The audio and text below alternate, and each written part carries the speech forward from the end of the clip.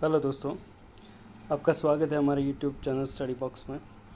तो आज का जो हमारा टॉपिक रहेगा वो रहेगा ब्रिक एंड ब्रिक मैसनरी। आज अपन जो बात करने वाले हैं वो ब्रिक मैसनरी की बात करेंगे। आपको पता होगा कि ब्रिक तो हमारा बिल्डिंग मटेरियल के अंदर आता है और ब्रिक मैसनरी जो कि आपका बिल्डिंग कंस्ट्रक्शन में दे रखा है, बट अपन इनको साथ में ही पढ़ते हैं हमेशा। तो इनके जो टॉप 50 क्वेश्चंस के अंतर्गत जो क्वेश्चन आते हैं मैंने उनको लिया है यहाँ पे। ठीक है, ज़्यादा टाइम वेस्ट नहीं करते हुए हम यहाँ पर इसको स्टार्ट करते हैं बहुत जल्दी से। चलिए, फर्स्ट क्वेश्चन है the water absorption for the good brick should not be more than. Good brick के लिए आपका वाटर एब्जॉर्प्शन कितना नहीं होना चाहिए, मतलब इससे ज़्यादा नहीं होना चाहिए। कौन सी रेंज बतानी है आपको। यहाँ पर रेंज पूछी गई है, यहाँ पर आपको रेंज पूछी गई है, तो इसका आंसर आपको बताना है।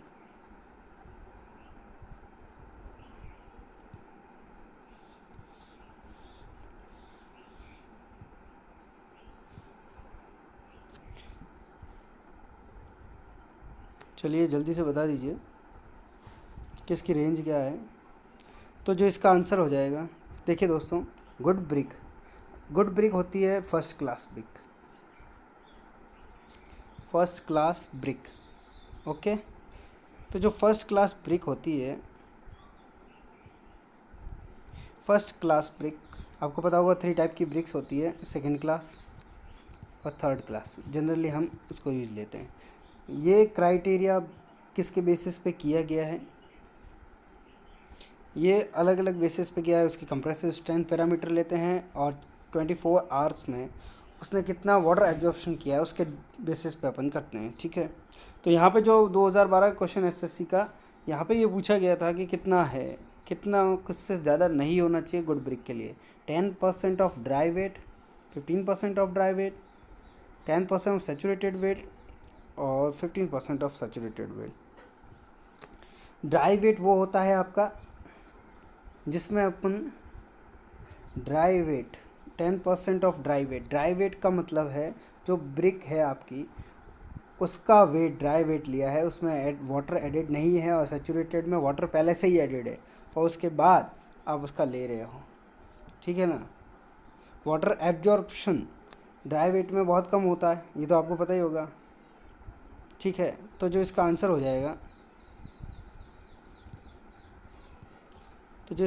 जाएगा, वो हो जाएगा आपका 15। देखो, वैसे तो होता है फर्स्ट क्लास ब्रिक का 20% से ज़्यादा नहीं ले सकते, 20% लेते हैं। ठीक है, वाटर एब्जॉर्प्शन लिमिट है इसकी फर्स्ट क्लास ब्रिक की, बट यहाँ पर 20% नहीं दिया हुआ है और 15% दिया हुआ है, तो आज अप्रोक्सीमेट सेकंड आंसर मान सकते हैं। बाकी इसमें से करेक्ट आंसर तो एक भी नहीं है इस क्वेश्चन में। ठीक है, सेकंड क्लास ब्रिक की बात करूँ तो 22% होता है, याद रखना है। थर्ड क्लास की बात करूँ मैं तो 23% होता है। कॉमन बिल्डिंग ब्रिक की बात करूँ मैं तो 25% होता है, ये भी आपको याद रखना है। चलिए नेक्स्ट क्वेश्चन।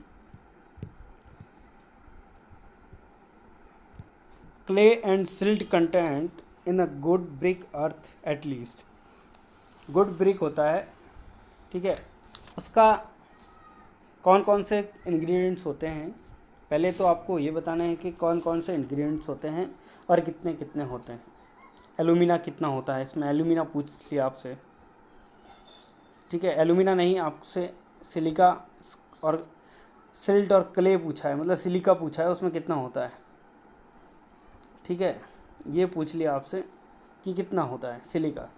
जनरली सिल्ट और क्ले को अपन सिलिका बोलते हैं। ठीक है, तो सिलिका कितना होता है, तो ये आपको चीज़ याद रखनी है कि जो आप सिलिका होता है वो इसमें मैक्सिमम होता है गुड ब्रिक अर्थ में, आपका 50 से 60% होता है। उसके बाद आपका एलुमिना होता है, दो मेजर कंसिस्टेंस है, 20 से 30% होता है।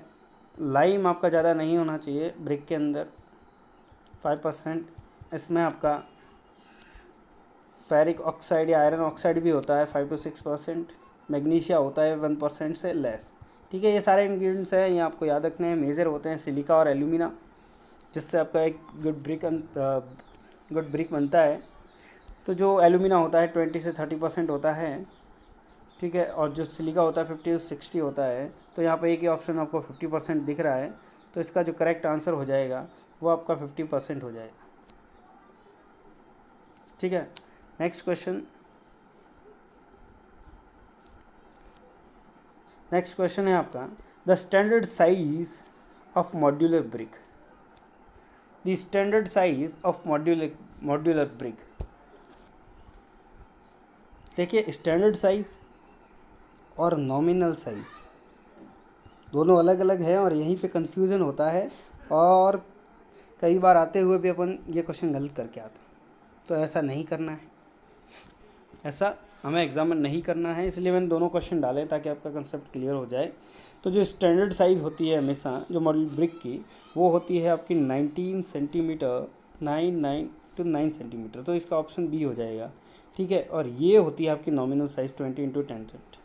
इसके अंदर ये आपकी प्रॉपर एक ब्रिक होती है, ठीक है, जब इसको मेसनरी के अंदर प्लेस किया जाता है। लेकिन उसके ऊपर मोर्टार जब ऐड कर देते हैं अपन, ठीक है, स्टैंडर्ड प्लस इसके अंदर मोर्टार को ऐड कर लिया जाता है, तब ये आपकी नॉमिनल ब्रिक कहलाती है, नॉमिनल साइज़ हो जाती है। और ये होती है 20 × 10 सेंटीमीटर। अगर यहाँ mm दे रखा हो तो mm में चेंज कर सकते हैं, 190 × 90 या फिर 200 100 × 100। ठीक है, ये भी आपको याद रखना है, या एक चीज़ याद कर लीजिए, उसको जो भी आंसर दिया हुआ है उसके अकॉर्डिंग आप कर सकते हैं। ठीक है, नेक्स्ट क्वेश्चन है हमारा, ये देखिए इस टाइप की ब्रिक है, ये अपनी स्टैंडर्ड साइज है, इसकी स्टैंडर्ड साइज़ है 190 इसकी लेंथ होती है, और ये दोनों चार इसके विड्थ, और ये इसकी हाइट हो गई। ये ऊपर फ्रॉग दिया हुआ है, जो क्या करता है, आपका मोर्टार होता है उसको ईंट से जोड़ने का काम करता है। मतलब ये एक्ट एज एक शीयर की के रूप में काम करता है, शीयर की के रूप में काम करता है। ठीक है, फ्रॉग आपका, ठीक है, इसके ऊपर ही मैन्युफैक्चरर का नाम भी प्लेस किया जाता है, लिखा जाता है। ठीक है, नेक्स्ट क्वेश्चन, यहाँ आगे आपसे नॉमिनल साइज़ पूछ लिया। नॉमिनल साइज़ 20, जब नॉमिनल साइज़ पूछे तो आपको याद रखना है 20 × 10 सेंटीमीटर क्यूब है ये, 20 सेंटीमीटर × 10 सेंटीमीटर × 10 सेंटीमीटर। ओके, अब आपसे एक क्वेश्चन और पूछा जाता है। इंडिया में जनरली ये ऐसा होता है कि ये स्टैंडर्ड साइज़ नहीं लेते हैं, क्या करते हैं, नॉन स्टैंडर्ड साइज़ ले लेते हैं, ट्रेडिशनल साइज़ है, जिसे क्या बोलते हैं, ट्रेडिशनल साइज़। जो ट्रेडिशनल साइज़ होता है वो क्या होता है इंडिया का, ये कमेंट बॉक्स में आपको टाइप करना है, टाइप करके आपको बताना है कि ट्रेडिशनल साइज़ जो इंडिया में जनरली यूज़ होता है वो कहाँ होता है। ठीक है, तो इसका आंसर इसी में है, और मैं बता देता हूँ, इसका डी आंसर होगा 23 × 11.4 × 7.6 सेंटीमीटर क्यूब, सेंटीमीटर। ये जनरली इंडिया के अंदर यूज़ होता है, ये आपको याद रखना है। 23 × 11.4 7.6 सेंटीमीटर, ठीक है, सेंटीमीटर क्यूब से एक साइज़ सेंटीमीटर में होती है, इसलिए सेंटीमीटर क्यूब आ जाएगा। ठीक है, तो ये जनरली इंडिया के अंदर यूज़ होता है, ये ट्रेडिशनल साइज़ है, ये भी आप बहुत बार पूछा गया है, पूछ भी सकता है। ठीक है, ये आपका सेंटीमीटर में है, इसको mm में पूछ सकते हैं, आपको इंच में पूछ सकते हैं, इसीलिए आपको यूनिट कन्वर्जन भी आना चाहिए। ठीक है, next question, for the checking the length of brick as per Indian standard how many bricks are to be taken. अपन को लेंथ चेक करनी है ब्रिक की, तो मिनिमम अपन कितनी इंडियन स्टैंडर्ड के हिसाब से कितनी ब्रिक को लेंगे और फिर उसको चेक करेंगे। ठीक है, तो ये क्वेश्चन भी बहुत बार पूछा गया है, बहुत ही सिंपल क्वेश्चन है और एक फैक्चुअल इन्फॉर्मेशन है जो कि जनरली एक सिविल इंजीनियर को साइट पे पता होनी चाहिए। चलिए, तो इसका आंसर मैं बता देता हूँ, इसका आंसर होगा आपका 20। जनरली क्या होता है कि पूरा जो ढेर होता है मान लो 1 क्यूबिक मीटर ईंटें हैं आपके पास, 500 ईंटें हैं मतलब, और उन पाँच ब्रिक्स में से 500 में से आपको क्या करना है, उनका लेंथ साइज को चेक करना है। तो आप उसमें से रैंडमली 20 ब्रिक्स को उठा लीजिए और उनकी लेंथ को मेज़र कर लीजिए, आपको पता चल जाएगा कि क्या है, मतलब स्टैंडर्ड साइज़ है, ट्रेडिशनल साइज़ है, वो अकॉर्डिंग टू उस जो स्टैंडर्ड पैमाना दिया हुआ है उसके अकॉर्डिंग है या नहीं है। चलिए next question. The plasticity to mould brick in suitable, दो बार हो गया type, in suitable shape is contributed by. तो शेप कौन देता है, शेप देने का काम जनरली किसका होता है, ये क्वेश्चन पूछा गया है आपसे। ठीक है, एसएससी जेईई 2013 का क्वेश्चन है ये कि शेप कौन देता है। हमने पढ़ा सिलिका भी होता है, मैग्नीशिया होता है, लाइम होता है, एल्यूमिना होता है, सब होते हैं। इनके फंक्शन क्या है, इनके काम क्या है, ये पूछा जा रहा है आपसे जनरली कि इनके फंक्शन क्या करता है। ठीक है, तो याद रखना है आपको, इसका आंसर एल्यूमिना होगा। प्लास्टिसिटी देता है आपको, ठीक है, प्लास्टिक फॉर्म में बदलता है इसको, प्लास्टिसिटी देता है। ठीक है, सिलिका क्या करता है, सिलिका आपको स्ट्रेंथ देता है, ये हर जगह स्ट्रेंथ ही बांटता रहता है, स्ट्रेंथ देता है, ये आपको ड्यूरेबिलिटी देता है। ठीक है, ड्यूरेबल बनाता है उसको। मैग्नीशिया क्या करता है, मैग्नीशिया याद रखना है येलो टिंट देता है, येलो टिंट। ठीक है, आयरन ऑक्साइड यहाँ पे नहीं गिवन है, आयरन ऑक्साइड या फेरिक ऑक्साइड, आयरन ऑक्साइड ये भी बहुत बार आयरन ऑक्साइड पूछा गया है, ये आपको देता है, आयरन ऑक्साइड आपको रेड कलर प्रदान करता है। रेड कलर जो ईंट का होता है वो आयरन ऑक्साइड के कारण होता है।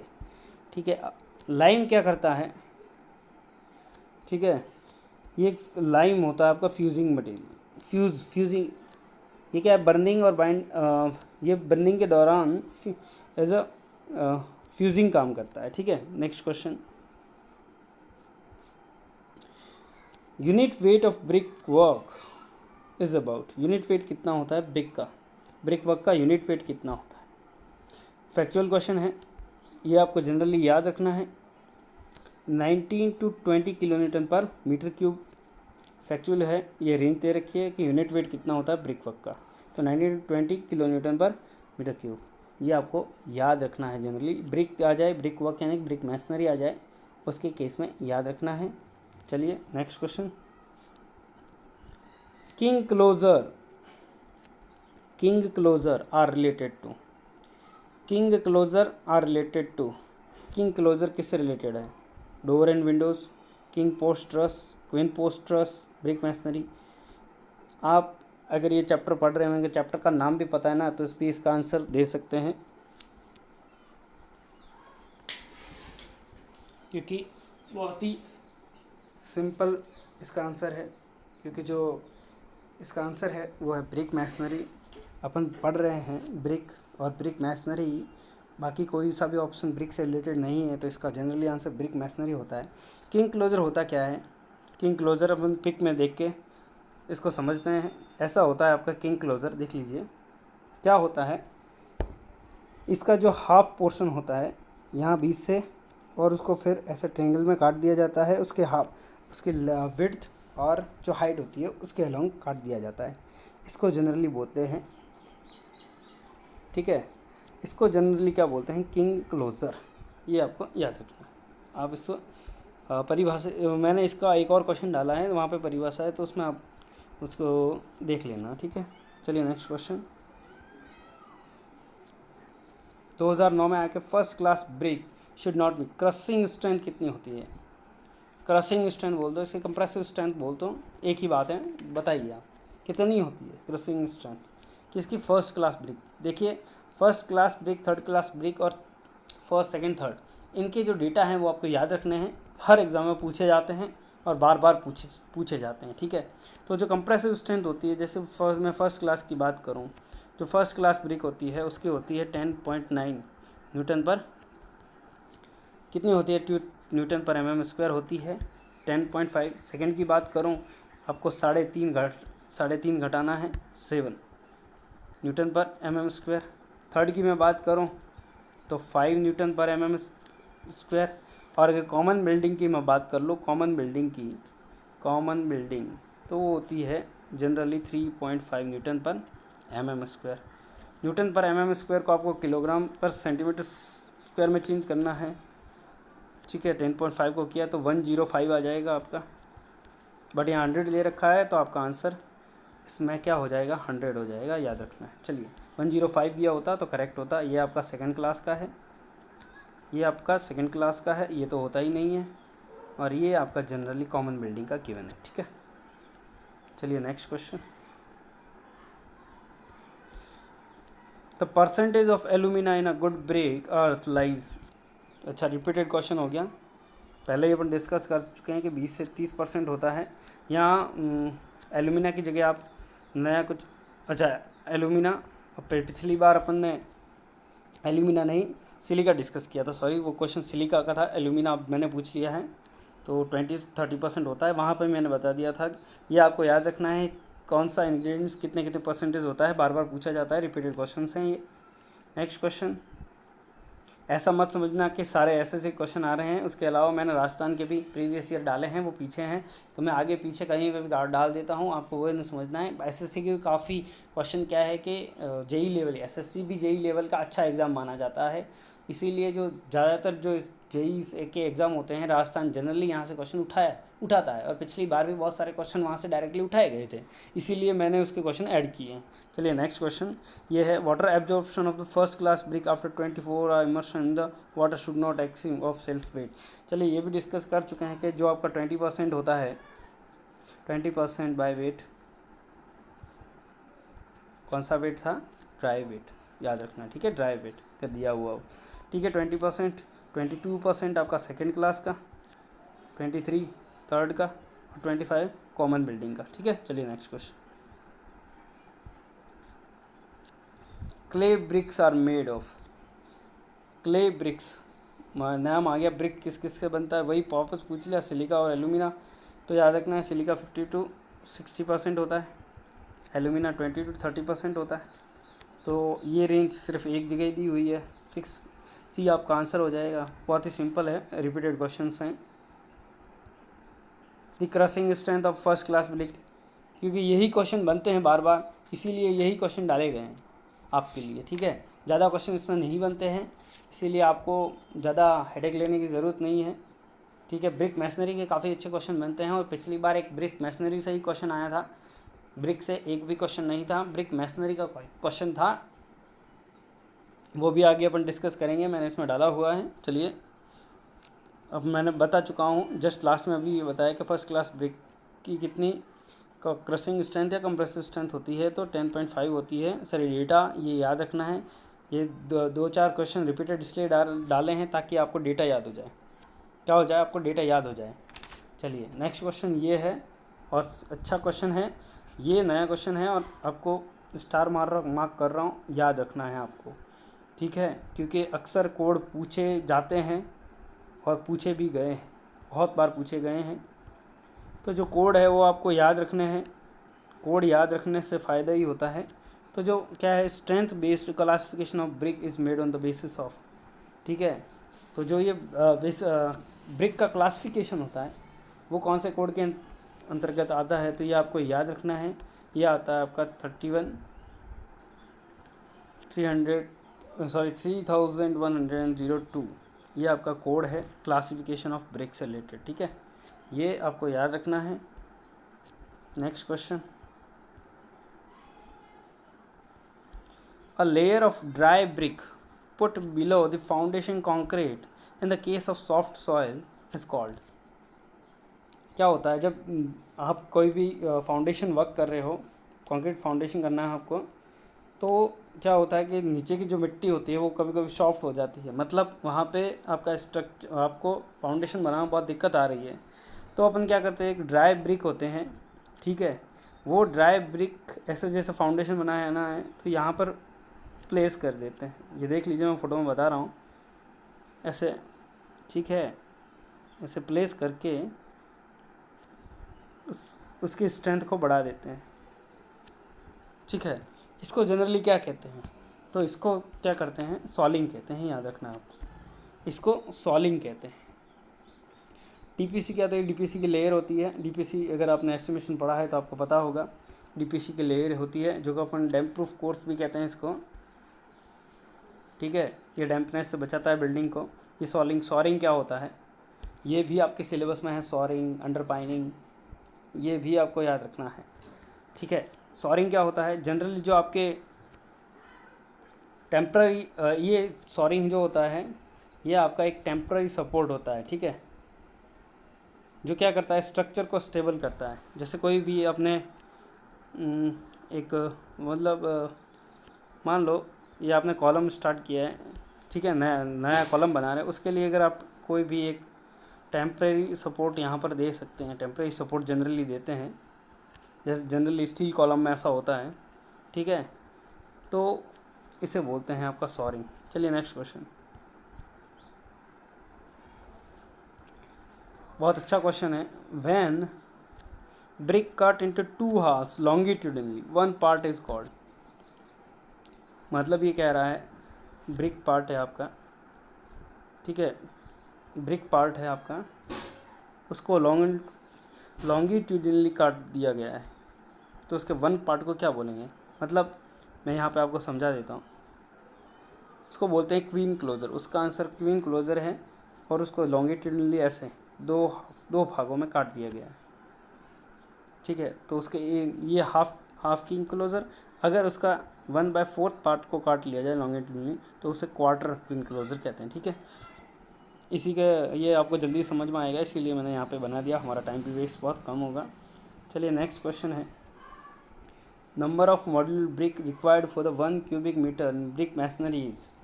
1 मीटर क्यूब में कितना होता है? पता नहीं कितने एग्जामों में ये क्वेश्चन डायरेक्टली पूछ लिया गया है, बहुत बार पूछा है, और सब ने रटा पे हुआ है कि 500 होती है, लेकिन निकालने का पूछे तो 50% को अभी भी नहीं आएगा कि 500 आया कैसे, ठीक है। तो एक जो नॉमिनल साइज़ थी, ये आपको पता, मैं निकाल के बता रहा हूँ। नॉमिनल साइज़ जो होती है अपनी 20 × 10 सेंटीमीटर क्यूब होती है जनरली, ठीक है। ये आपको इसकी पता है। एक ब्रिक होती है अपनी, ये नॉमिनल होती है, ठीक है, मोटा के साथ में अपन ने ले ली है। अब आपको पूछा क्या है, 1 मीटर क्यूब। तो 1 मीटर क्यूब को जब आप इस नॉमिनल साइज से डिवाइड कर देंगे, क्या करेंगे, तो ये वो सेंटीमीटर में था, मैं उसको मीटर में बदल रहा हूँ, तो 0.2 मीटर, 0.1 मीटर और 0.1 मीटर क्यूब से मीटर क्यूब कैंसिल आउट हो जाएगा, अपना यूनिट्स में आ जाएगा, ठीक है। तो 0.2221 कितना हो गया, 1 डिवाइडेड बाय 0.002। जब मैं इसको डिवाइड करूँगा तो 500 आपका आंसर आ जाएगा। यहाँ से आया है, ये भी आपको याद रखना। Next question, hollow bricks. Question आपसे पूछा है कि हॉलो ब्रिक्स होती हैं, are generally use with the purpose of. Hollow bricks मतलब ऐसी कुछ जो आपकी, मान लो ऐसे कुछ ब्रिक है, वेट मैं सही से बना के बता देता हूँ आपको, ठीक है। मान लीजिए ऐसी कुछ ब्रिक होती है, ये आपकी कोई ब्रिक है ऐसी, उसके अंदर क्या कर दिए जाते हैं, ठीक है, ऐसे छेद बना दिए जाते हैं पूरी ईंट के अंदर, आर पार होते हैं, ठीक है। आर पार इसलिए बनाए जाते हैं क्योंकि ये खास मकसद के लिए आर पार बनाए जाते हैं, और वही मकसद आपको बताना है कि क्यों यूज़ में लिया जाता है। तो प्रोवाइड इंसुलेशंस अगेंस्ट हीट, ठीक है, मतलब हीट इंसुलेशन की प्रॉपर्टी को बनाने के लिए यही हॉलो कर दिया जाता है।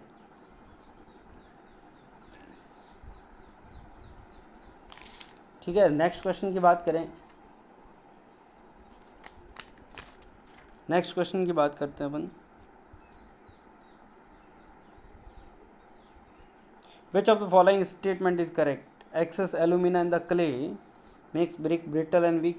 Alumina in the clay makes wrap on drying. Excess of alumina in the leaves, high power deposited on the brick. Excess of alumina in the clay impermeability and durability of the brick. चलिए इसका answer बताइए, कौन सा statement correct है। ठीक है, तो जो एलुमिना होता है वो ब्रिक को ब्रिटल और वीक नहीं बनाता है। ब्रिटल और वीक जो आपका बनाता है वो यहाँ पे सिलिका होता है, अगर एक्सेस में हो तो। ठीक है, यहाँ पे सिलिका होता है। Excess of alumina in the clay makes brick cracks and warp. Warp मतलब मोड़ देता है ब्रिक को और क्रैक कर देता है। ठीक है, तो ये आंसर करेक्ट है आपका। ठीक है, लीव्स हाई पावर डिपॉजिट नहीं बनाता कुछ भी ऐसा एलुमिना क्ले, इम्प्रूव कुछ नहीं करता। Next question, the indentation provide on the face of brick. मैं बता ही चुका हूँ इंडेंटेशन, ये जो अपनी ब्रिक होती है उसके अंदर इतनी जगह खाली छोड़ दी जाती है जो कि 1 to 2 सेंटीमीटर होता है। ये क्यों रखी जाती है ये भी मैं बताऊँ कि एज ए सीयर की के रूप में ये काम करता है। इसमें मैन्युफैक्चरर नाम भी लिख सकता है, दोनों काम होते हैं इसमें। ठीक है, तो ये फ्रॉग कहलाता है, बता चुका हूँ मैं आया पहले। नेक्स्ट क्वेश्चन है आपका, the shape of brick get deform due to rain water falling on hot brick, the defect is called. ठीक है, बहुत ज़्यादा गर्म पकी हुई ईंट है, उसके अंदर आपने क्या किया है, रेन वाटर डाल दिया है। रेन वाटर या रेन वाटर बारिश हो गई, पट्टियों से निकाली थी आपने, उसको सूखने के लिए रखा था और रेन वाटर हो गया, क्या होगा उसके, इसको कौन सा डिफेक्ट कहते हैं ये बता दीजिए। तो उसको आंसर इसका जो जिसको पता है वो कमेंट बॉक्स में टाइप कर देना। और आप लोगों का जो रेस्पॉन्स नहीं आ रहा उसी वजह से मुझे वीडियो बनाने में ज़्यादा मज़ा भी नहीं आ रहा है। आप लोग ज़्यादा से ज़्यादा रेस्पॉन्स दीजिए ताकि मैं ज़्यादा से ज़्यादा वीडियो बना सकूँ। देखिए सारी एनर्जी आप पे डिपेंड करती है। जब आप अच्छा रेस्पॉन्स देते हैं, व्यूज़ अच्छे आते हैं, लोगों के पास वीडियो पहुंचता है और उनको कुछ नया कंटेंट मिलता है, उनकी ज़्यादा प्रैक्टिस होती है, तब जाके हमें भी लगता है कि हमारी मेहनत रंग ला रही है। बट ऐसा मुझे कुछ दिखता हुआ नज़र नहीं आ रहा अभी तक, तो तभी मेरा मन कम हो रहा था वीडियो बनाने का। बट फिर भी मैंने आप लोगों के लिए वीडियो बनाया, पूरी मेहनत करी है। तो आपका भी इतना फ़र्ज़ बनता है कि इसको शेयर, सब्सक्राइब और लाइक ज़रूर करें और आगे तक पहुंचाएं। जो स्पेशली एसएससी या किसी भी स्टेट जेई की एग्ज़ाम की तैयारी कर रहे हैं, सबके लिए ये काम आने वाला है। चलिए इसका आंसर होगा आपका चफ हो जाएगा, उसको क्या बोलते हैं, चफ कहते हैं। ठीक है, अब मुझे ये बताना है कि ब्लोटिंग क्या होता है, ये कमेंट बॉक्स में आपको टाइप करके बताना है। देखिए थोड़ी मेहनत तो आपको सब कुछ करनी पड़ेगी। हमेशा टीचर आपको 100% कोई टीचर आज तक कोई नहीं दे पाया और नहीं दे पाएगा। आपको बुक्स खोलनी पड़ेगी और पढ़ना ही पड़ेगा। ठीक है, सेल्फ स्टडी तो आपको करनी ही पड़ेगी। आज तक कोई ऐसा नोट्स बना ही नहीं, सेल्फ नोट्स बनते हैं। ठीक है, लेकिन आपको क्वेश्चन प्रैक्टिस तो खुद को ही करनी पड़ेगी। ठीक है, आपको थोड़ी मेहनत तो खुद को करनी ही पड़ेगी, सेल्फ स्टडी करनी ही पड़ेगी, तब जाके ही आपका सिलेक्शन हो पाएगा।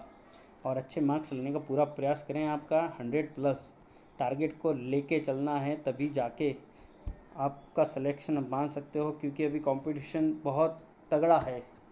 ठीक है, क्योंकि ये एग्ज़ाम 1.5 साल से आगे खिसक रहा है।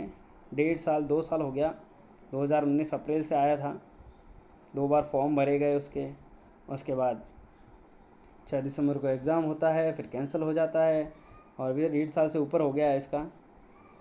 तो 1.5 साल से भी ज़्यादा है, 2 साल लगभग हो गए हैं मान लीजिए आप। तो 2 साल से लोग इसकी तैयारी कर रहे हैं, तो पक चुके हैं तैयारी कर करके। ठीक है, तो अब तो आते ही वो भूखे शेर के जैसे पढ़ेंगे और इसको निकाल देंगे। ठीक है, 100+ भी बहुत ज़्यादा लोग स्कोर कर रहे हैं। ठीक है, तो मान के चलिए कि 100+ तो आपको किसी भी हालत में लाना ही लाना है। अगर आपके टेस्ट सीरीज़ में अभी 100 से नीचे आ रहे हैं तो फिर आपको रेस में बने रहने के लिए और मेहनत करने की ज़रूरत है। चलिए नेक्स्ट क्वेश्चन,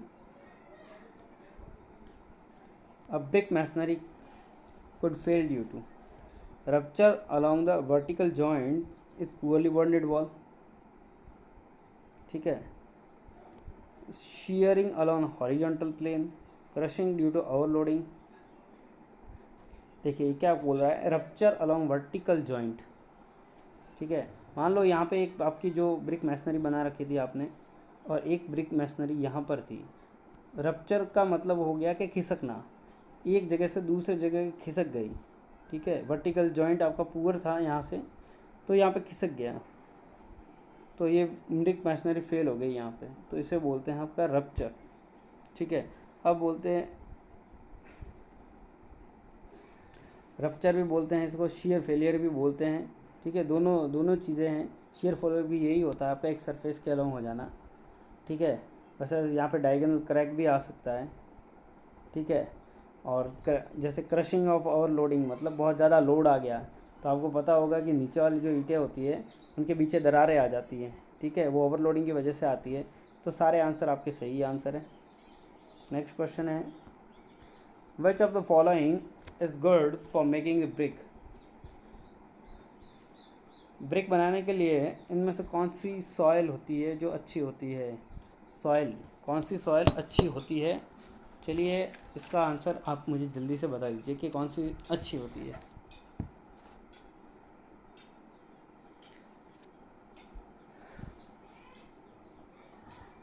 तो इसमें से जो आपका आंसर होगा वो होगा वेदर्ड क्ले। ठीक है, सिल्टी क्ले और जनरली सॉइल को यूज़ नहीं करें। वेदर्ड क्ले में क्या होता है, अच्छा खासा सिलिका होता है आपका, सिलिका बहुत ज़्यादा होता है, और जो सिलिका अच्छा होगा तो उसकी स्ट्रेंथ आपकी जो होगी ब्रिक की वो अच्छी खासी आएगी, और इसीलिए अपन जनरली इसको यूज़ करते हैं। नेक्स्ट क्वेश्चन,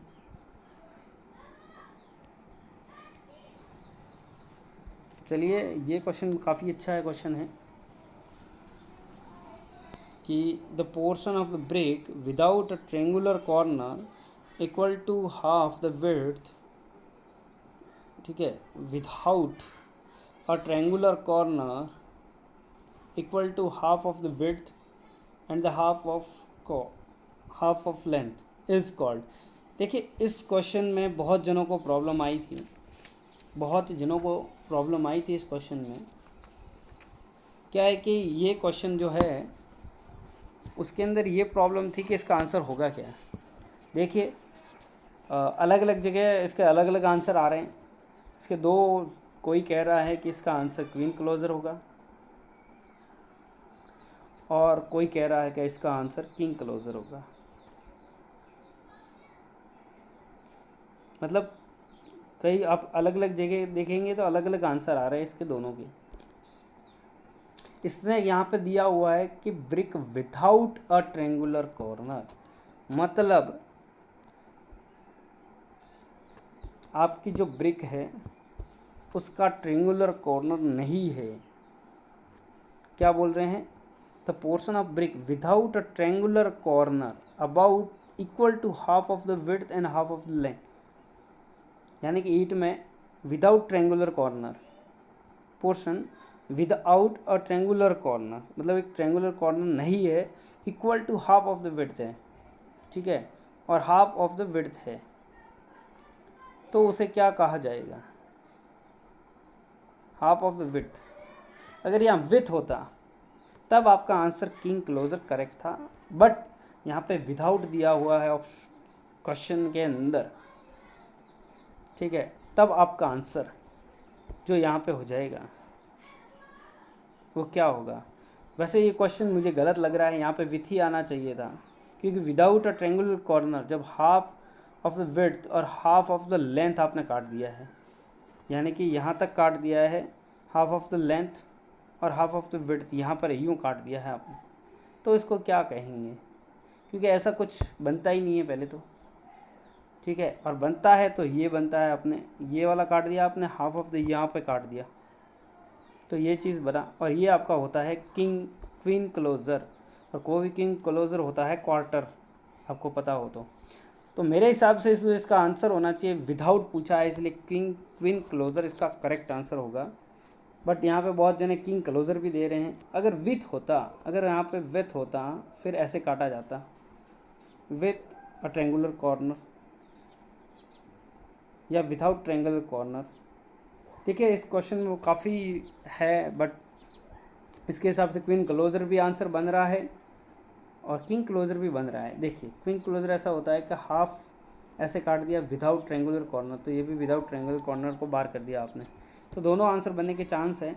कोई ये दे रहा है, कोई ये दे रहा है, तो ये क्वेश्चन अब की बार पूछने के चांस बहुत कम है। तो अगर एग्ज़ाम में क्या आता है, अभी तक मैंने भी इसका जो आंसर ढूंढने का बहुत प्रयास किया था, लेकिन अभी तक मुझे भी इसका एकदम करेक्ट नहीं मिला है, क्योंकि मैंने काफ़ी मित्रों से पूछा ये क्वेश्चन, फिर भी कोई क्वीन क्लोज़र पे अटका हुआ है, कोई क्वीन क्लोज़र पे अटका हुआ है, ठीक है। और आपको बुक्स में भी जैसे IES मास्टर इसको क्वीन क्लोज़र आंसर दे रहा है, और जो मेड इजी की जो बुक्स हैं उसमें वो किंग क्लोज़र दे रहे हैं। तो इसको कंफर्म कर पाना बहुत मुश्किल हो रहा है कि कौन सा आंसर है, ठीक है। तो यहाँ पे इस फ़ोन को आप स्टार लगा के रखिए, इसका जो फाइनल आंसर आता है मैं बता दूंगा। अभी के लिए अगर एग्ज़ाम में आता जाता है तो आपको किंग क्लोज़र ही लेके चलना है, किंग क्लोज़र ही, क्योंकि ज़्यादातर कोचिंग वालों ने अभी किंग क्लोज़र ही इसको आंसर मांग रहे हैं, ठीक है। Last final answer. Next question ये है, द रेड कलर किसके लिए ऑप्टेन होता है। मैंने ब्रिक पहले ही बता दिया कि आपका आयरन ऑक्साइड या फेरिक ऑक्साइड होता है, जो कि 5 से 6% होता है, ये आपको रेड कलर प्रोवाइड करता है। चलिए next question. The process of mixing clay water and the ingredients to make brick is known as. The brick of mixing clay water and the ingredients to make bricks is known as. आपको पता हो तो brick बनाने का जो पूरा process होता है, एक बार आपको अच्छे से पढ़ लेना है उसको कि इसको क्या कहते हैं, ठीक है। तो जहाँ पे इस प्रोसेस को कहाँ क्या कहते हैं, जहाँ पे आपका क्ले भी मिक्स हो रहा है, वाटर मिक्स हो रहा है और अदर इंग्रीडिएंट जहाँ पे मिक्स होते हैं, उस प्रोसेस को क्या कहते हैं, ठीक है। तो इसे आपका बोलते हैं नीडिंग। इसको क्या बोलते हैं, kneading. Kneading is the process which is making a uniform mixture, ठीक है। एक यूनिफॉर्म मिक्सचर बनाता है। इस जो क्ले है, आपका वाटर है या इंग्रेडिएंट्स है, इनको क्या करेगा, प्रेस कर देगा, स्ट्रेच कर देगा पूरी तरह और एक मिक्सचर बना देगा, ठीक है। इसी को बोलते हैं नीडिंग। और ये जो नीडिंग होती है, ठीक है, ये नीडिंग और टेम्परिंग में क्या डिफरेंस है, टेम्परिंग क्या डिफरेंस है, ये बताना आपको। नीडिंग और टेम्परिंग में क्या डिफरेंस है, ये कमेंट बॉक्स में टाइप करके बताना। चलिए next question. Excess of silica. चलिए ये क्वेश्चन भी मैंने बता चुका हूँ पहले, जब हमने यहाँ पे पूछा था कि एक्सेस ऑफ एलुमिना क्या होगा। तो ये क्या करता है, ब्रिक को ब्रिटल और वीक बना देता है। इसको डिस्कस कर चुके हैं अगले क्वेश्चन में। Next question. क्वेश्चन ये है कि refractive bricks are generally use to. Refractive bricks, अगर आपका इसको हिंदी मीनिंग भी पता है ना, तो इसका आंसर कर लोगे कि रिफ्रैक्टिव ब्रिक्स क्या होती है। जनरली हिंदी में बोलते हैं इसको अग्निरोधी ईंटें। अग्निरोधी ईंटें,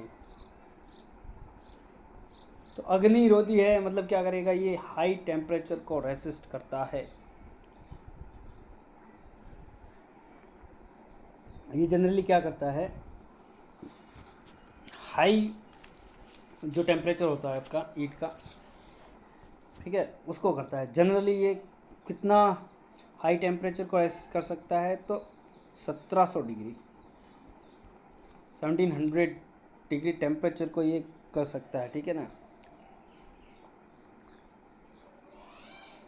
और इसका वाटर ऑब्जर्वेशन बहुत कम होता है, जनरली 4 to 6% के बीच, 4 to 10% के बीच होता है,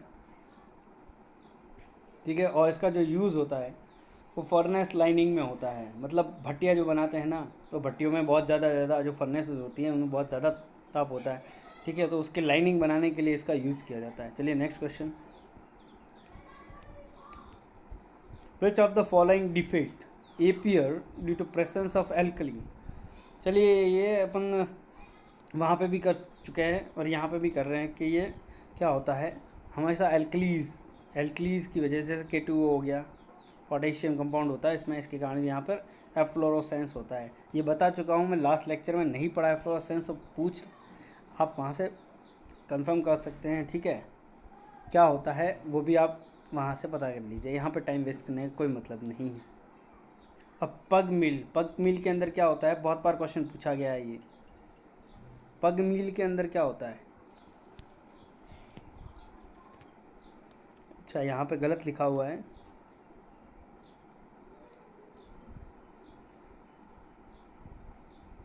सॉरी सही लिखा हुआ है, अ पग मिल इज़ यूज फॉर। तो पग मिल किसके लिए यूज़ किया जाता है, ये क्वेश्चन है आपका। चलिए बताइए।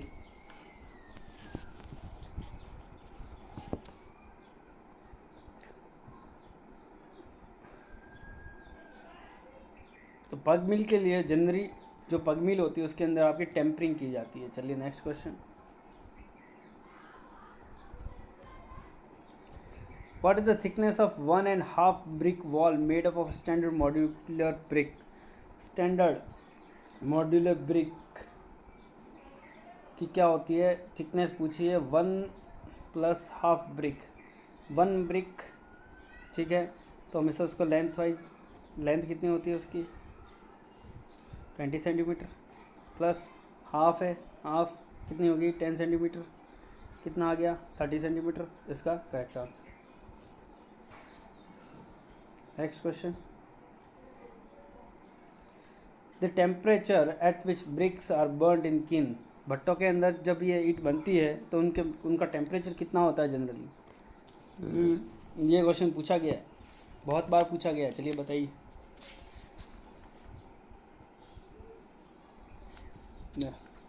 इस क्वेश्चन का आंसर आपको जल्दी से बता देना है, बहुत ही सिंपल क्वेश्चन है, बता सकते हैं आप सब लोग, बहुत ज़्यादा कोई हार्ड क्वेश्चन नहीं है ये, ठीक है। ESE 2006 का क्वेश्चन है, मैंने कहा था कभी अच्छे अच्छे क्वेश्चन आएंगे। तो टेम्परेचर याद रखना है, जनरली ये होता है 900 डिग्री होता है जनरली, बट यहाँ पर 1000 से 1200 की रेंज दे रखी है, या 1100 होता है, सॉरी 900 नहीं 1100 डिग्री होता है, और यहाँ पे रेंज दे रखा है आपको 1000 से 1200। Next question. चलिए ये क्वेश्चन ESE, मैंने कहा SSC में भी ज़्यादातर क्वेश्चन रिपीटेड हो जाते हैं। तो यहाँ पर ये पूछा गया है कि फ्रॉग का पर्पज़ क्या है, जो कि मैंने जब ईट पढ़ाई थी आपको ईट का स्टैंड साइज़ बताया तभी बता दिया था कि ये एक क्या होता है, की जॉइंट की तरह काम करता है, एक शीयर जॉइंट की तरह काम करता है ब्रिक और मोर्टार। कि ये ब्रिक होती है दूसरी ईंट से जोड़ने के लिए, जो ये आपके यहाँ फ्रॉग होता है उसके अंदर ही जनरली डाल दिया जाता है, ताकि एक शीयर के रूप में काम कर सके, ऊपर का जो ऊपर वाली जो ईंट है वो उससे अच्छे से मिक्स हो सके, जुड़ सके उससे। चलिए नेक्स्ट क्वेश्चन। चलिए यही क्वेश्चन आपका पूछा गया था 2020 राजस्थान JEE में। In the brick masonry, the bond produced by laying alternate header and stretcher in each course is known as English bond, double Flemish bond, zigzag, single Flemish। ये आपकी Gupta and Gupta book से सीधा उठा के दे दिया था, अगर आपने पढ़ रखा होगा तो आपको पता होगा।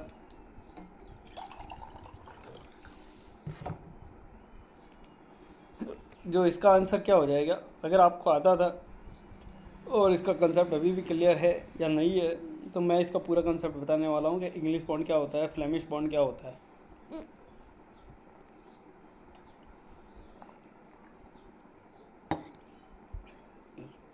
तो यहाँ पे आपसे को पूछा गया है alternate header and stretcher in each course.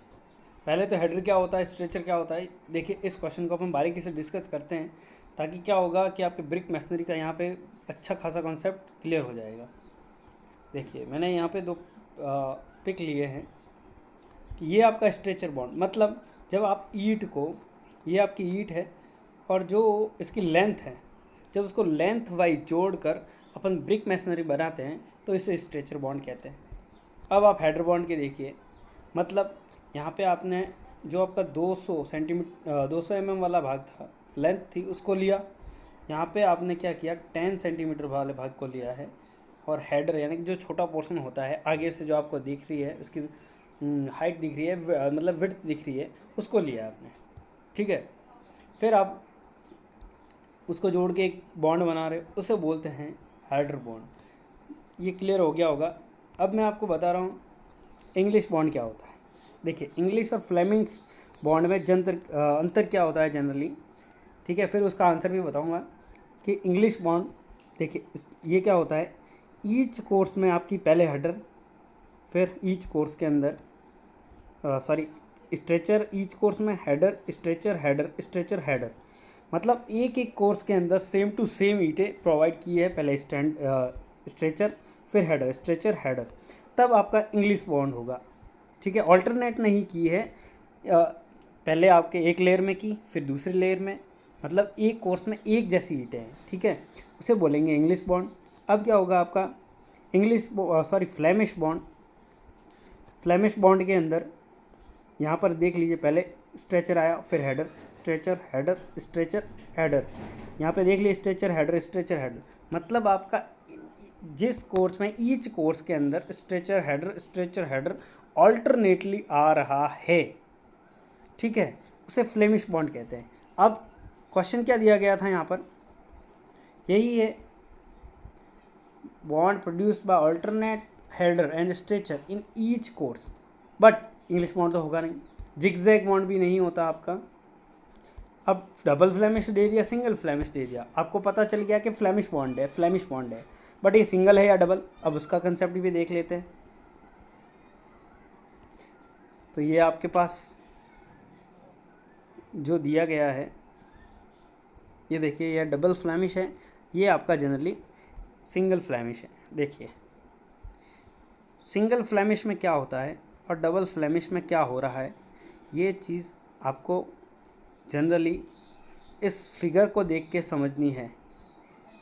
देखिए ऑड कोर्स और इवन कोर्स, यहाँ पे भी और यहाँ पे आपको क्या दिखने को मिलेगा, देख लीजिए। देखिए है तो देखिए ऐसे सामने से अगर आप ये प्लान है, प्लान को समझने की कोशिश करेंगे तो ये आपको दिखने वाला भाग ये सामने वाला होगा। ठीक है, ये वाला भाग आपको दिखेगा जनरली। ठीक है, ये वाला सामने वाला भाग, तो यहाँ पे तो आपको स्ट्रेचर हेडर दिख रहा है, लेकिन जो इसके पीछे होता है ना, उसके पीछे देखिए तो यहाँ पर हेडर स्ट्रेचर आ रहा है पीछे वाले भाग में भी। ठीक है, लेकिन और यहाँ पर भी आप देखेंगे तो स्ट्रेचर हेडर। ठीक है, देखिए तो डबल फ्लेमिश बॉन्ड में ये होगा, फ्लेमिश बॉन्ड यानी कि आगे भी आपका अल्टरनेट हेडर आ रहा है, अल्टरनेट हेडर स्ट्रेचर आ रहा है, और पीछे भी अल्टरनेट स्ट्रेचर आ रहा है, मतलब आगे भी सिंगल फ्लेमिश, आपने सिंगल फ्लेमिश यूज़ किया, उसके बाद पीछे भी सिंगल फ्लेमिश यूज़ किया, यानी कि डबल हो गया, आगे भी फ्लेमिश बॉन्ड पीछे भी फ्लेमिश बॉन्ड आप यूज़ करो, तो ये आपका हो गया डबल फ्लेमिश बॉन्ड। देख लीजिए इसमें भी यही है स्ट्रेचर हेडर। पर सिंगल फ्लेमिश में क्या होता है कि आगे वाला तो स्ट्रेचर हेडर है, लेकिन जो पीछे है, पीछे आपका नॉर्मली ईंटों को देख लीजिए, हेडर बॉन्ड दे दिया गया है, मतलब आपका फ्लेमिश बॉन्ड और हेडर बॉन्ड है। ठीक है, और यहाँ पे पीछे आप देख लीजिए हेडर। ठीक है, यहाँ पे भी आपको दिखा रहा हूँ मैं, तो सेम टू सेम है। ठीक है, तो ये वाला यही फ़र्क होता है कि उसमें दो फ्लेमिश बॉन्ड यूज़ किए जाते हैं, इसीलिए डबल फ्लेमिश, यहाँ पे सिंगल यूज़ होता है इसलिए सिंगल फ्लेमिश बॉन्ड है, यही डिफरेंस है। तो यहाँ पर आपको क्या दिया गया है उस क्वेश्चन के अंदर। ठीक है, तो इसका आंसर जो इन brick masonry the bond produce by alternate header and stretcher each course का मतलब हो गया कि आपके हर कोर्स में पीछे और आगे दोनों में भी आपका ऑल्टरनेट हेडर और स्ट्रेचर चलेगा, तो उसे अपन डबल फ्लेमिश बॉन्ड बोल देंगे। इसका जो आंसर करेक्ट आंसर था वो डबल फ्लेमिश बॉन्ड था। नेक्स्ट क्वेश्चन, लगता है कंसेप्ट यहाँ क्लियर हो गया होगा बहुत अच्छे से। Next question, the stretcher bond in brick masonry can be used only when the thickness of wall कितनी होगी जब इसको यूज़ किया जाता है। स्ट्रेचर बॉन्ड, देखिए स्ट्रेचर बॉन्ड मैंने अभी बताया, बहुत ही सिंपल क्वेश्चन। स्ट्रेचर बॉन्ड मतलब ये आपका ऐसे एक ईंट को दूसरी ईंट ऐसे जोड़ेंगे, यही है आपका स्ट्रेचर बॉन्ड। तो ये लेंथ कितनी होती है, 190 mm ही तो होती है, तो थिकनेस ऑफ वॉल क्या होगी, 190 mm। नेक्स्ट क्वेश्चन,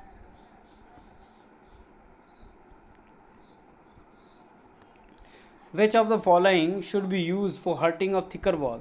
तो याद रखना हर्टिंग ऑफ थिकर वॉल के लिए ये यूज़ पूछा है तो हेडर होता है। ठीक है, नेक्स्ट क्वेश्चन, ये सारे राजस्थान के क्वेश्चन आ रहे हैं अब। Minimum thickness of single wall Flemish bond can be used. Single wall के लिए कितनी आती है सिंगल वॉल फ्लेमिश बॉन्ड? तो यहाँ पे ये आपका आता है वन ब्रिक थिक का आता है, ठीक है, एक ब्रिक का ही लेते हैं जनरली। चलिए नेक्स्ट क्वेश्चन। अच्छा ये आपका स्टोन का क्वेश्चन डल गया यहाँ पे, ठीक है। मैसनरी में क्या है, प्रेशर एक्टिंग, ठीक है। तो ये अपन स्टोन में भी बताएंगे, बट यहाँ बता देता हूँ, perpendicular to direction of bedding planes होता है इसका answer. Next question. The most important tool in brick laying for lifting and spreading mortar for forming joint, तो उसे क्या बोलते हैं?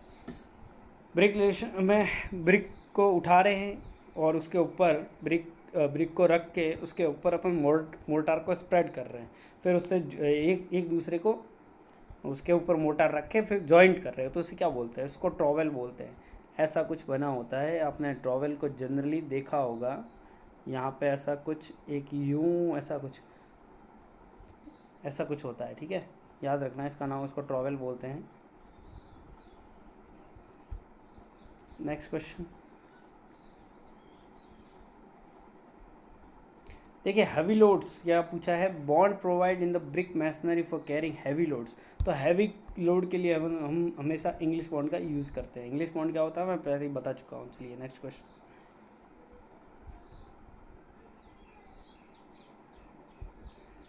Mortar joint in masonry which is normal to the face of wall, ठीक है। मोर्टार जॉइंट जो कि आपका फेस ऑफ वॉल के नॉर्मल है, मतलब 90 डिग्री एंगल बनाना है, तो उसे बोलते हैं आपका क्रॉस जॉइंट, ठीक है। ये क्वेश्चंस याद रखना, अच्छे अच्छे क्वेश्चन हैं इसीलिए मैंने डाल रखे हैं, एग्जाम में आने लायक है।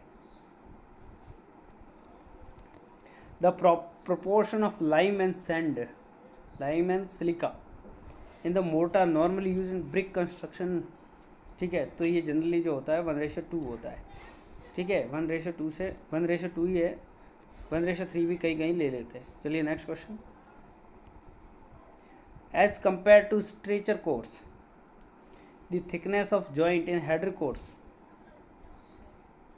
सिंपल से बात है, हेडर कोर्स का जो जॉइंट होगा वो बहुत बड़ा होगा और हेडर का बहुत कम छोटा होगा। तो हेडर कोर्स में क्या करेंगे? कंपेयर टू स्ट्रेचर, हेडर में कम ही आएगा, लेस आएगा इसका आंसर।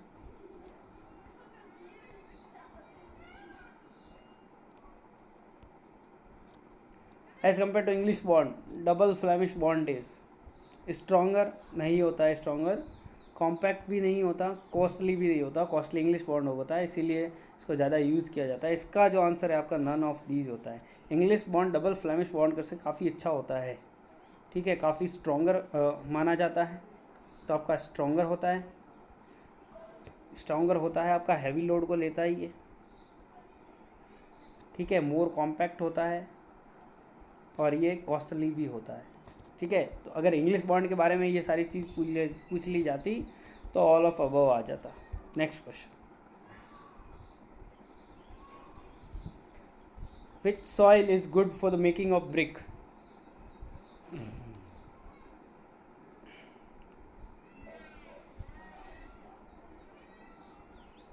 इसका आंसर क्या होगा? चलिए बताइए। आरपीएससी एसीएफ 2011 क्वेश्चन है। अच्छा कि कौन सी ब्रिक बनाने के लिए अच्छी? Black cotton soil swelling property ज़्यादा, ये आपका सॉइल से, वैसे सॉइल से भी पूछ लिया जाता है कि सॉइल वाले क्वेश्चन। सिल्टी भी सिलिका ज़्यादा होगा उसमें। एलुवियल सॉइल जो रनिंग वाटर से बनती है, या हाँ जो आपके होती है लेक्स, उनके किनारे पे पाई जाती है जनरली, तो जो इसमें एलुवियल सॉइल होती है वो सबसे अच्छी होती है। Next question.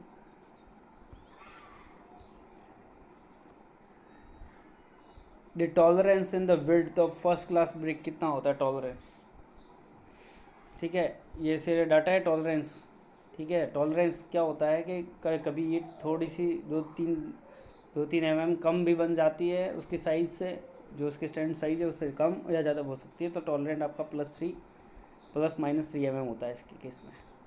Next question. A good brick earth can be rolled without breaking in small thread. Small thread कितनी होती है? तो जनरली इसके 3 mm ही आंसर होता है। ओके, तो ये था हमारा लेक्चर। ये PDF टेलीग्राम चैनल हमारे स्टडी बॉक्स पे हो जाएगी। देखिए दोस्तों, आपका रेस्पॉन्स बहुत ज़रूरी है, मैंने पहले भी बताया था। आप रेस्पॉन्स देंगे तो मैं अच्छा से अच्छे कोशिश ट्राई करूँगा आपको अच्छा से अच्छा मटेरियल देने की। ठीक है, अभी लाइव सेशन नहीं हो पा रहा है, मुझे बहुत तकलीफ़ आ रही है। लैपटॉप ख़राब हो चुका है मेरा, गांव में कोई सही करने वाला भी नहीं है, यही तकलीफ़ है मेरी, बाकी कोई इशू नहीं है। मोबाइल में भी पता नहीं क्या हो गया है कि जो ऐप्स थे वो काम नहीं कर पा रहे हैं। मैंने लाइव करने की बहुत कोशिश की बट नहीं हो पा रहा था, इसीलिए आपको रिकॉर्डेड वीडियो मिल रहे हैं। रिकॉर्डेड वीडियो आपको तो अपनी क्वेश्चन प्रैक्टिस करनी है। क्वेश्चन प्रैक्टिस बहुत ज़्यादा ज़रूरी है, क्योंकि ये जो इसका लेवल आता है वो लो से मीडियम लेवल ही आता है। और बहुत जनों की ये भी तकलीफ़ थी कि सर क्या आपकी बार कैसा क्वेश्चन पेपर आएगा। तो क्वेश्चन पेपर को लेकर मैं आपको एक चीज़ क्लियर कर दूँ कि पेपर आपका अब की बार मीडियम लेवल बन सकता है, इससे ज़्यादा हार्ड नहीं बनेगा। मीडियम लेवल बन सकता है, मतलब मीडियम का मतलब ये होगा आपका टेक्निकल में 80 में से 15 क्वेश्चन ऐसे होंगे जो अच्छे लेवल के हो सकते हैं, अच्छे लेवल के। बाकी के तो वही मीडियम से लो लेवल के ही रहेंगे। ठीक है, 10-15 क्वेश्चन। पिछली बार भी 7-8 क्वेश्चन अच्छे थे, अब की बार 15 क्वेश्चन कम से कम अच्छे होने की मुझे प्रोबेबिलिटी लग रही है, क्योंकि जीके भी काफ़ी इजी दिया गया था पिछली बार।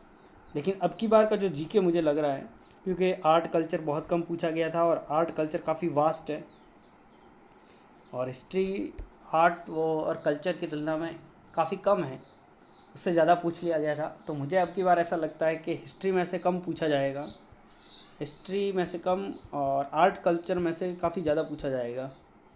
आर्ट और कल्चर में से काफ़ी ज़्यादा पूछा जाएगा, तो आपको अच्छे से करके जाना है ये। ठीक है, ये अब की बार 20 नंबर कवर करेंगे आपके। और ज्योग्राफ़ी मैप से पढ़िए, आपको बहुत ज़्यादा फ़ायदा होगा और जल्दी जल्दी याद हो जाएगा मैप से। मैप के लिए आपको मानचित्रावली ले आनी है, वहाँ मैप से, और अपने अपने नोट्स बना रखे हैं तो सही है, नहीं तो आप जिस भी बुक से पढ़ रहे हैं उसको नोट्स आप सामने रखिए मैप, और उससे कंपेयर कर लीजिए, आपको अच्छे से गाइड मिलता रहेगा और आपको सिलेक्शन की रेंज में आ जाएंगे आप। ठीक है, और टेस्ट सीरीज़, हाँ बहुत इंपॉर्टेंट बात है टेस्ट सीरीज़। हमारे पास अभी मैं कह रहा हूँ लाइव टेस्ट सीरीज़ तब तक मैं करवा दूँगा, तब तक तो मैं लैपटॉप से ही करवा दूँगा, जब जैसे ही लॉकडाउन खुलता है वैसे ही। तो लाइव टेस्ट सीरीज़ कराने का पूरा है, हमने मटेरियल तैयार कर लिया है लाइव टेस्ट सीरीज़ का। लेकिन अगर आप अभी टॉपिक वाइज टॉपिक अगर प्रिपरेशन करना चाहते हैं तो आप टेक्स्ट बुक का पास ले सकते हैं। देखिए मैं इसलिए बोल रहा हूँ, मुझे कुछ भी नहीं मिल रहा, टेक्स्ट बुक वाले मुझे 1 रुपया भी नहीं देने वाले। टेक्स्ट बुक क्या है कि देखिए स्टूडेंट की लाइफ में होता है सबसे कम पैसे खर्च करना और अच्छा आउटपुट लेना। ठीक है, तो टेक्स्ट बुक 299 में आपको 1 साल का पास दे रहा है, और उसमें आपके जो बहुत सारे एग्ज़ाम होते हैं, इंजीनियरिंग के हो गए, उसके अलावा भी बहुत सारे एग्ज़ाम, उसके सबकी टेस्ट सीरीज़ प्रोवाइड करवा रहा है। ठीक है, तो ये काफ़ी अच्छा है, मतलब 300 रुपये में 1 साल भर का आपके पास लगभग 30 रुपये महीना भी नहीं ले रहा वो। ठीक है, तो लगभग काफ़ी सस्ता है मतलब। और अगर आप हमारे लिंक से इससे करते हैं तो 10% आपको डिस्काउंट और मिल जाएगा, मतलब 270 में ही आपको पड़ेगा।